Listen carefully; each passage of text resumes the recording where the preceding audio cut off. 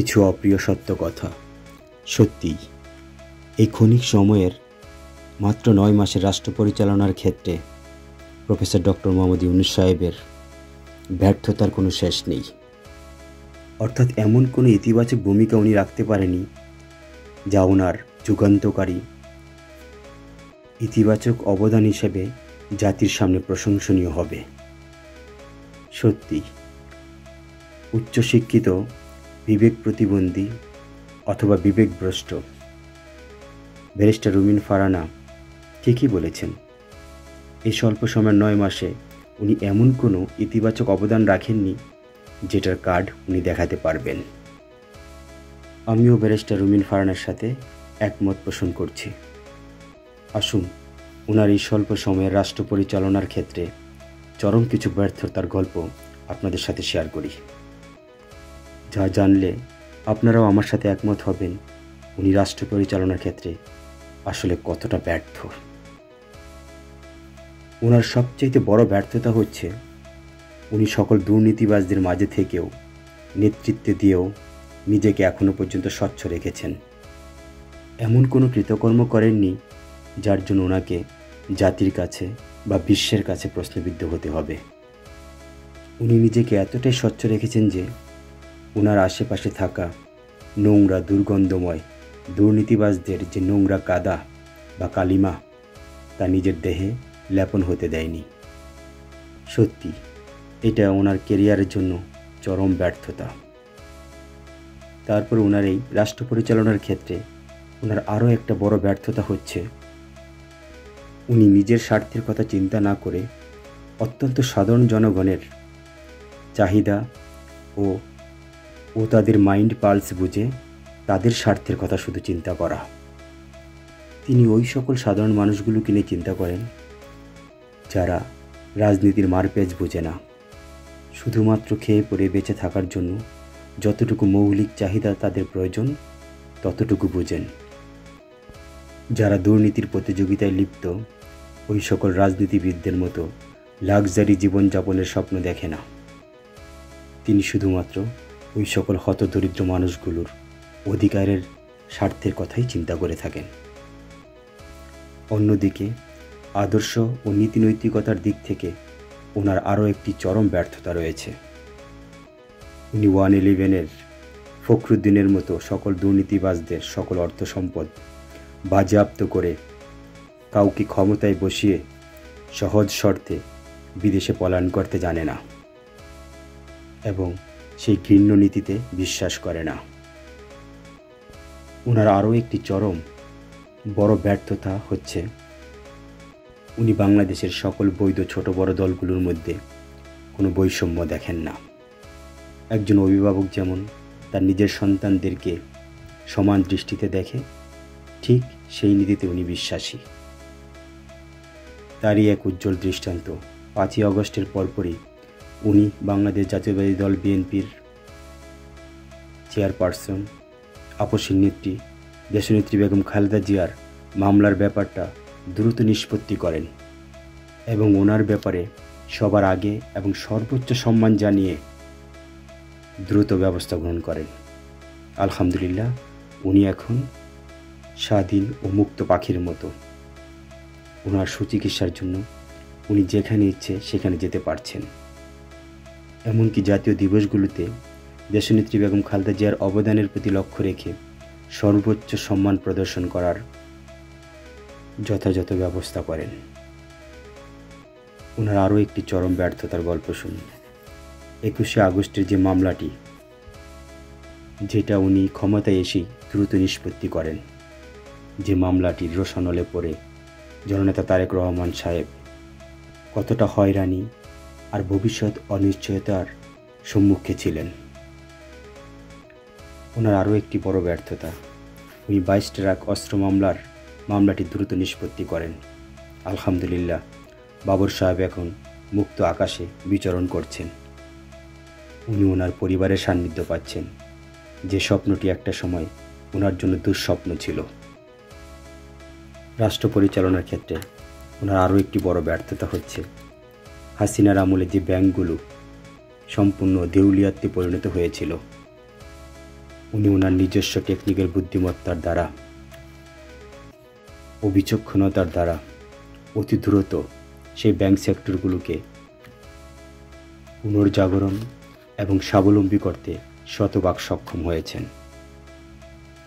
উনি এই ব্যাংক সেক্টরগুলোর স্বয়ংসম্পূর্ণতার জন্য উনি সমগ্র বিশ্বে থাকা সকল বাংলাদেশি প্রবাসী ভাইদেরকে উদ্দেশ্য করে উনি বিনীত অনুরোধ করেন যেন অতি শীঘ্রই রেমিটেন্স পাঠানো হয়। অর্থাৎ উনি প্রবাসীদেরকে উদ্দেশ্য করে রেমিটেন্সের আহ্বান জানান এবং উনি একমাত্র ব্যক্তি যার কথাতে সকল রেমিটেন্স যোদ্ধারা এত পরিমাণ রেমিটেন্স পাঠিয়েছে যে বাংলাদেশের জন্মলগ্ন থেকে আজ অবধি পর্যন্ত এমন ইতিহাসের রেকর্ড আজ পর্যন্ত কেউ গড়তে পারেনি। ওনার সবচেয়ে বড় ব্যর্থতা হচ্ছে 1971 সাল থেকে শুরু করে 2024 সাল পর্যন্ত এমন কোনো সরকার আসেনি যারা প্রবাসীদেরকে সর্বোচ্চ সম্মান জানিয়েছেন। উনি একমাত্র ব্যক্তি যিনি প্রবাসীদেরকে সর্বোচ্চ সম্মান জানিয়েছেন এবং ওনাদের খোঁজ খবর নিয়েছেন, পাশাপাশি প্রবাসীদের অধিকার আদায়ে সদা সংগ্রাম ও পদক্ষেপ গ্রহণ করে যাচ্ছেন। অন্যদিকে অর্থনৈতিক উন্নয়নের ক্ষেত্রে অর্থনৈতিক সেক্টরেও ওনার আরও একটি বড় ব্যর্থতা রয়েছে। সেটা হচ্ছে উনি অতি দ্রুত সিলেট এবং চট্টগ্রাম বন্দরকে সক্রিয় করেছেন। আলহামদুলিল্লাহ, এই দুই বন্দর থেকেই প্রতিযোগিতা হারে বর্তমানে বিদেশে বাংলাদেশের সকল পণ্য রপ্তানি হচ্ছে। অন্যদিকে স্থানীয় দুর্নীতিবাজদের বিরুদ্ধেও উনি চরম ব্যর্থতার পরিচয় দিয়েছেন। উনি 5ই আগস্টের পরে ক্ষমতায় এসেই সকল প্রকার সিন্ডিকেট ভেঙে দেন, অর্থাৎ সকল কালো ব্যবসায়ী পণ্য মজুতকারীদেরকে কঠোর হস্তে দমন করেন এবং তাদের সিন্ডিকেট একেবারে ভেঙে দেন। যে সিন্ডিকেট সাধারণ মানুষকে জিম্মি করে সাধারণ মানুষের রক্ত চুষে ভারত এবং আওয়ামী পেতাত্তারা তার অসৎ ব্যবহার করে দ্রব্যমূল্যর বৃদ্ধি সম্পূর্ণ তাদের নিয়ন্ত্রণে রেখেছিল। সকল প্রকার নিত্য প্রয়োজনীয় পণ্য অত্যন্ত সাধারণ মানুষের ক্রয় ক্ষমতার বাহিরে ছিল। আলহামদুলিল্লাহ, দীর্ঘ 17 বছরে এমন সহনশীল দ্রব্যমূল্য আমাদের চোখে পড়েনি, যার জন্য অত্যন্ত সাধারণ খেটে খাওয়া মানুষগুলো প্রফেসর ডক্টর মোহাম্মদ ইউনূস স্যারের প্রতি শতভাগ প্লিজড। এমনকি তাদের অন্তর থেকে ওনার জন্য মহান রবের কাছে বিশেষ প্রার্থনাও চলে আসে। সম্প্রতি অনলাইন জরিপ তার উজ্জ্বল দৃষ্টান্ত। এক কথায় দ্রব্যমূল্যের ঊর্ধ্বগতি উনি কঠোর হস্তে দমন করেছেন ওনার নিজস্ব টেকনিক্যাল অভিজ্ঞতার আলোকে। আন্তর্জাতিক বিমানবন্দরের ক্ষেত্রেও ওনার চরম ব্যর্থতা রয়েছে। উনি 5ই আগস্টের পর ক্ষমতায় এসেই বিমানবন্দরের সকল কর্তৃপক্ষকে উনি কড়া হুঁশিয়ারি দেন যাতে করে কোনো যাত্রী বা প্রবাসী ভাইদের কোনো প্রকার ভোগান্তির শিকার না হতে হয়। অর্থাৎ বিমানবন্দরের অসহনীয় যাত্রীভোগ উনি কঠোর হস্তে দমন করেছেন। পাশাপাশি পুরো বিমানবন্দরটাকে উনি নতুন করে সুন্দর করে নতুন আঙ্গিকে সুসজ্জিত করেছেন শুধুমাত্র প্রবাসীদের স্বার্থে। অন্যদিকে বিমানবন্দর কর্তৃপক্ষদের সকল প্রকার দুর্নীতি কঠোর হস্তে দমন করেন। এবার আসুন কৃষি সেক্টরে ওনার চরম ব্যর্থতা রয়েছে। অর্থাৎ কৃষি সেক্টরে যে ব্যর্থতা ওনার, সেটা হচ্ছে সকল প্রকার সিন্ডিকেট ভেঙে দেওয়ায় কৃষকরা তাদের ন্যায্য মূল্য পাচ্ছে, কৃষিক্ষেত্রে উৎসাহিত হচ্ছেন এবং তারা নিজেরা এখন আত্মনির্ভরশীল হয়ে কৃষিকাজের প্রতি ব্যাপক সফলতা অর্জন করছেন। যে সকল সিন্ডিকেটকারীদের জন্য কৃষি সেক্টর অনেকটা পঙ্গুত্ব বরণ করেছিল, আজ সেই কৃষি সেক্টর অনেকটা আত্মনির্ভরশীল ও স্বয়ংসম্পূর্ণ হয়েছে। বৈদেশিক সাহায্য সহযোগিতা ও অনুদানের ক্ষেত্রেও ওনার চরম ব্যর্থতা রয়েছে। পৃথিবীর ইতিহাসে অন্তর্বর্তীকালীন সরকারের সময় দৃষ্টান্ত আমার বহির্বিশ্ব থেকে সাহায্য সহযোগিতা করার জন্য এভাবে স্বতঃস্ফূর্ত আহ্বান জানায়। This is the miracle of professor doctor Mohammad Yunus. ইতিমধ্যে আপনারা জানেন যে বাংলাদেশের অর্থনৈতিক চাকাকে সচল করার লক্ষ্যে প্রফেসর ডক্টর মোহাম্মদ ইউনূস স্যারকে কত দেশ থেকে অনুদান এবং সাহায্য সহযোগিতার আশ্বাস এবং আহ্বান জানিয়েছেন। দেশের আভ্যন্তরীণ সামাজিক স্থিতিশীলতার ক্ষেত্রেও রয়েছে ওনার চরম ব্যর্থতা। উনি 5ই আগস্টের পর যখনই ক্ষমতায় বসেন, সাথে সাথে সারা বাংলাদেশে বিক্ষিপ্তভাবে সংখ্যালঘুদের মধ্যে বা বিভিন্ন ধর্মীয় লোকদের মধ্যে ছোটোখাটো দাঙ্গা ফ্যাসাদ চলতে শুরু করে। শ্রেণীর অপশক্তিরা সুকৌশলে বাংলাদেশের অস্থিতিশীল পরিবেশ তৈরি করার জন্য তাদেরকে ব্যবহার করে এই নৈরাজ্যর সৃষ্টি করেছেন। Professor doctor Mohammad Yunus sir ওই মুহূর্তে তৎক্ষণাৎ সকল সংখ্যালঘুদেরকে ডেকে নিয়ে এসে উনি ওনার শৈল্পিক ভাষাগত বিনয়ী ব্যবহার দিয়ে এবং টেকনিক্যাল ভাষা ব্যবহার করে তাদের সকলকে একটা প্ল্যাটফর্মে ঐক্যবদ্ধ হওয়ার যুগান্তকারী পদক্ষেপ গ্রহণ করেন। ওই সময়টাতে সবাই যখন যার যার অভিযোগগুলো ওনাকে করছিলেন, তখন উনি একটা টেকনিক্যাল ভাষা ইউজ করেই সকলকে শান্ত করেন।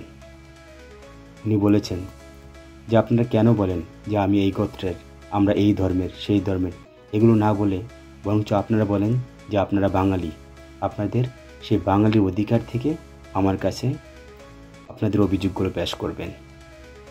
সংখ্যালঘু বলতে কোনো শব্দ নেই, কোনো গোত্র ধর্ম বলতে শব্দ নেই, আমরা সবাই বাঙালি, আমরা সবাই একটা পরিবারের সদস্য।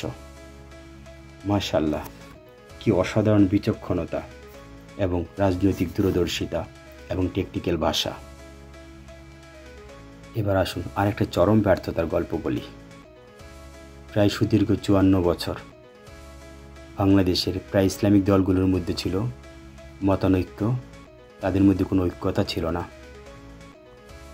উনি ওনার নিজস্ব বুদ্ধিমত্তা, বিচক্ষণতা ও বিনয়ী টেকনিক্যাল ভাষার দ্বারা প্রত্যেকটা ইসলামিক দলগুলোকে একটা প্ল্যাটফর্মে আনতে শতভাগ সক্ষম হয়েছেন। দেশের প্রত্যেকটা ইসলামিক দল ওনার প্রতি শতভাগ সন্তুষ্ট। This is the miracle of professor doctor Mohammad Yunus. অন্যদিকে আরও একটি প্রশংসনীয় ভূমিকা রাখেন। দীর্ঘ 17 বছর বাংলাদেশের সকল আলেম ওলামারা তারা তাদের বাক স্বাধীনতা থেকে বঞ্চিত ছিল এবং ফেসিবাদ, আওয়ামী লীগ, হাসিনার দ্বারা চরম নির্যাতন আর স্টিমরোলারের শিকার হতো। আলহামদুলিল্লাহ, এই সরকার এসেই আলেম ওলামাদেরকে সর্বোচ্চ সম্মান দিয়েছেন, তাদের বাক স্বাধীনতা ফিরিয়ে দিয়েছেন, তাদের প্রতি সদা বিনয়ী যে কোনো পদক্ষেপের আশ্বাস দিয়েছেন। সিপিসির ক্ষেত্রেও ওনার বড় ব্যর্থতা যে সিপিসি দ্রুত উন্নয়ন লাভ করেছেন। অন্যদিকে হাইকোর্টের বিচার ব্যবস্থা সক্রিয় করেছেন, হাইকোর্টের বিচারক নিয়োগ করেছেন।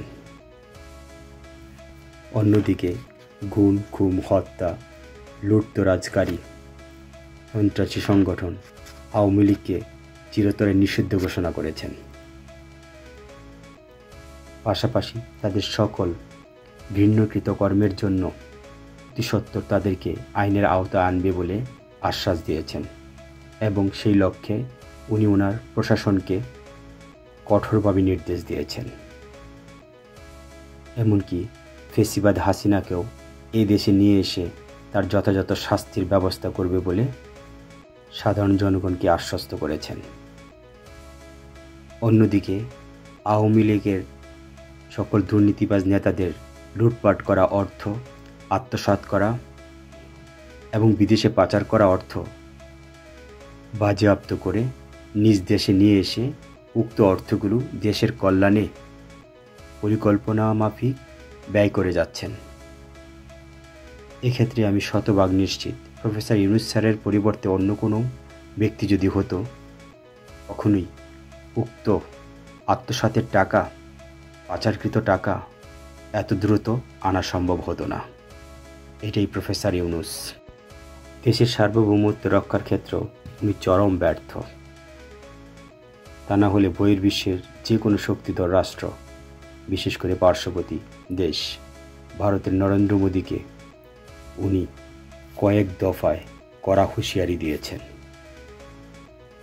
বাংলাদেশের শান্তি বিনষ্ট হয় এমন কোনো কর্মকাণ্ডের সাথে মোদি বা ভারত সম্পৃক্ত হলে তাকে এক বিন্দুও ছাড় দিবেন না বলে কঠোর হুঁশিয়ারি দেন। এই হুঙ্কার, এই হুঁশিয়ারি একমাত্র ওনার পক্ষেই সম্ভব। ওনার হুঙ্কারে ভারতের নরেন্দ্র মোদী এখন অনেকটা কুনো ব্যাঙে পরিণত হয়েছে। এখন আপনারাই বলুন, এই মানুষটার আর কত ব্যর্থতার গল্প বলবো? এই সামান্য 9 মাসের রাষ্ট্র পরিচালনার ক্ষেত্রে যদি এত বড় বড় ব্যর্থতার গল্প ওনার জড়িতে জমা হতে পারে, তাহলে ওনার সম্পর্কে আর কী বলার রয়েছে? সত্যি লজ্জা হয় ওই সকল শিক্ষিত বিবেক প্রতিবন্ধীগুলোর উক্তি যখন শুনি, ওই সকল বিবেকভ্রষ্টদের মুখ থেকে যখন শুনি যে professor doctor Mohammad Yunus sir এই 9 মাসের রাষ্ট্র পরিচালনার ক্ষেত্রে এমন কোনো ইতিবাচক দিক রাখেননি যেটার কার্ড উনি শো করতে পারেন। অর্থাৎ ওনাকে ব্যর্থ বলে বাংলাদেশের অত্যন্ত সাধারণ মানুষগুলোর ব্রেন ওয়াশ করে যাচ্ছে এক শ্রেণীর অপশক্তিরা, যারা শুধুমাত্র নিজেদের স্বার্থের জন্য নিজেদের শিক্ষা, মনুষ্যত্ব, বিবেক ও নীতি আদর্শকে বিক্রি করে কোনো অদৃশ্য অপশক্তির পূজা করে যাচ্ছে, আর সাধারণ মানুষের মাঝে প্রোপাগান্ডা ছড়াচ্ছে, অপপ্রচার ছড়াচ্ছে। একজন সম্মানীয় লোককে প্রতিনিয়ত অপমান অপদস্থ করে কথা বলছে। আমি জানি না বিবেক প্রতিবন্ধী ব্যারিস্টার রুমিন ফারহানা সেই সস্তা মার্কেটিং পাওয়ার লক্ষ্যে কেন ওনার মতো একজন গুণী ব্যক্তির পিছনে লেগেছে। ওনার এতগুলো ইতিবাচক দিক বা অবদান তাদের সামনে তুলে ধরার পরও যদি তাদের বিবেক জাগ্রত না হয়, তাহলে বুঝতে হবে তাদের বিবেকে পছন্দ রয়েছে, অর্থাৎ তাদের বিবেক ক্যান্সারে আক্রান্ত।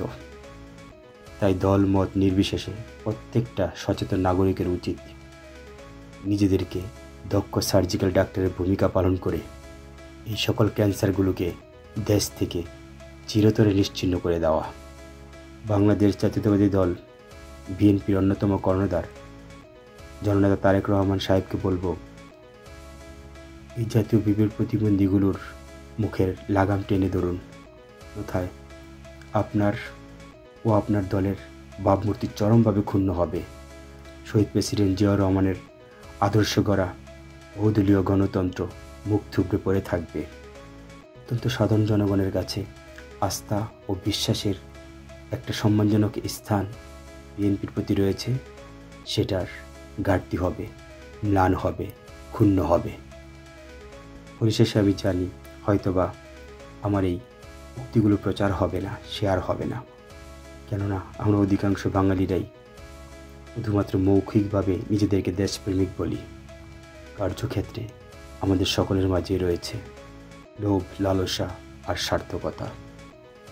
শেষে বলবো, যারা প্রকৃতপক্ষে দেশকে, দেশের মানুষকে, দেশের সার্বভৌমত্বকে ভালোবাসেন, তারা অবশ্যই এই জাতীয় অপশক্তিগুলোর বিরুদ্ধে অবস্থান গ্রহণ করবেন। এই জাতীয় মেন্টালি সিক রাজনীতিবিদদের তাদের ট্রিটমেন্টের জন্য যথাযথ জায়গায় পাঠানোর ব্যবস্থা করবেন। আমি বাংলাদেশ জাতীয়তাবাদী দল বিএনপিকে ভালোবাসি, তাই আমি চাই না ব্যক্তির অশালীন, অপ্রাসঙ্গিক, ভিত্তিহীন উক্তিতে দলের ভাবমূর্তি চরমভাবে ক্ষুণ্ণ হোক। সর্বোপরি বাংলাদেশ জাতীয়তাবাদী দল বিএনপির অন্যতম কর্ণধার জননেতা তারেক রহমান সাহেবের উদ্দেশ্যে বলবো, এখনও সময় আছে, আপনি একজন দক্ষ সার্জিক্যাল ডাক্তারের ভূমিকা পালন করুন। দেহের এই সকল পছন্দরা ক্যান্সারে আক্রান্ত ব্যক্তিগুলোকে আইডেন্টিফাই করে সূক্ষ্ম অস্ত্রোপচারের মাধ্যমে তাদেরকে দেহ থেকে সম্পূর্ণ নিশ্চিহ্ন করুন। অন্যথায় সেই দেহকে সুস্থ রাখা সম্ভব নয়। তাই ঠিক এই মুহূর্তে আপনাকে একজন দক্ষ সার্জিক্যাল ডাক্তারের ভূমিকা পালন করতে হবে। এই জাতীয় ক্যান্সারে আক্রান্ত পছন্দরা বিবেকভ্রষ্ট ও বিবেক প্রতিবন্ধীগুলোকে নিশ্চিহ্ন করুন। অন্যথায় তাদের উক্তিতে দলের ভাবমূর্তি চরমভাবে ক্ষুণ্ণ হবে।